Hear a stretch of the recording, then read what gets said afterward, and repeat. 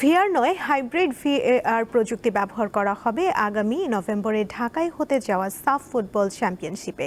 সেই সাথে ভেন্যু নিয়েও রয়েছে কিছুটা সংশয়, যদিও সবকিছু আলোচনার মাধ্যমে দ্রুত সমাধান করা হবে বলে জানিয়েছে বাফুফে। চূড়ান্ত হয়েছে দিনক্ষণ, এবার অপেক্ষা দক্ষিণ এশিয়ার সবচেয়ে মর্যাদাপূর্ণ আসর সাফ ফুটবলের বাঁশি বাজার।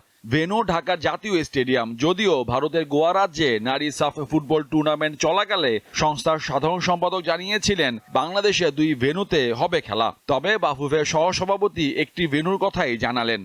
এটা কি সিঙ্গেল ভেন্যু তারা প্রেফার করেছে?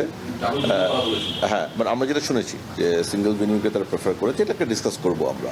বাট আমাদের তো প্রস্তুত হতে হবে অন্য ভেন্যুতে যাওয়ার জন্য, সেটা তো আপনাকে বুঝতে হবে। আমরা সবসময় বলেছি একটা ডেডিকেটেড ফুটবল স্টেডিয়াম দেওয়ার জন্য আমাদের, আপনি জানেন সেটা তো আসলে আমাদের দেশেরই আপনার ইনফ্রাস্ট্রাকচার সমস্যা। পুরুষ সাফের 15তম আসরে ভিআর প্রযুক্তি ব্যবহারের খবর গণমাধ্যমে প্রকাশ পেলেও বিষয়টি চূড়ান্ত হয়নি, কারণ এই প্রযুক্তির সাথে রয়েছে ব্যয়বহুল খরচও। They have a plan to bring down VAR, but not the full VAR. এটা আপনার হাইব্রিড VAR বলে, অর্থাৎ ওটা একটা সেটআপ হয়তো দেশের বাইরে থাকবে আর একটা সেটআপ এখানে থাকবে। So and I welcome it. আমি বলেছি এটা তো চমৎকার একটা ব্যাপার, যদি আসলে তুমি করতে পারো, আপনি করতে পারেন, দিস উইল বি ফ্যান্টাস্টিক। এটা নতুন একটা রেভলিউশন হবে বাংলাদেশের ফুটবল আয়োজনের ক্ষেত্রে।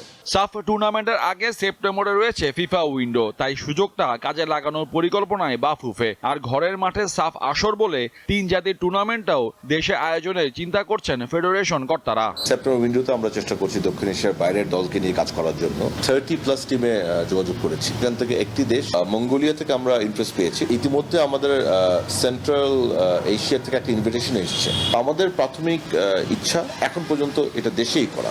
সবশেষ 2018 সালে পুরুষ সাফের আয়োজক ছিল বাংলাদেশ। দীর্ঘ সময় পর আয়োজিত দক্ষিণ এশিয়ার বিশ্বকাপ খ্যাত এই টুর্নামেন্টের পর্দা উঠবে 4 নভেম্বর। ফাইনাল হবে 17 তারিখ। আগামী শনিবার রাজধানীর একটি হোটেলে উন্মোচন করা হবে আসরের লোগো।